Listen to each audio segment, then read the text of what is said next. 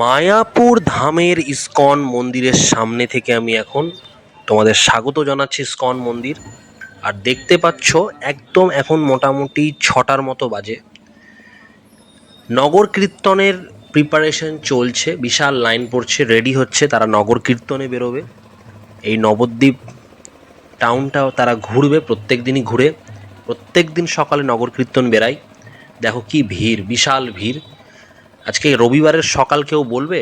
দেখো শুধু ভিড়টা দেখো। এই যে মহিলারা বাঁ পাশে দেখতে পাচ্ছ বিশাল লাইন দিয়েছে, অসাধারণ একটা মুহূর্ত। তোমাদেরকে সব কিছুই পার্ট পার্ট করে আমি দেখাই আমার ব্লগে, এটাও দেখো তোমরা, বেশ আনন্দ পাবে। আর তারই সামনে ঠিক এটা 4 নম্বর গেট ছিল, আর 4 নম্বর গেটের ঠিক অপোজিটেই হরে কৃষ্ণ এই চায়ের দোকানটা খুব খুব খুব ফেমাস। গরম গরম দুধ যাদের দরকার পেয়ে যাবে, গরম গরম চা, লিকার চা খুব ভালো বানাই, সত্যি বলছি। লিকার চা যদি কারোর খেতে ইচ্ছে করে এই দোকানটা মাস্ট ট্রাই। দারুণ, দুধ চাও খুব দারুণ ছিল, টেস্টি ছিল। একদম 4 নম্বর গেটের অপোজিটে, খুব সুন্দর। এখান দিয়ে নগর কীর্তন বেরোবে, তোমাদের সেটাও দেখাবো, চোখ রাখতে থাকো আমার ব্লগে।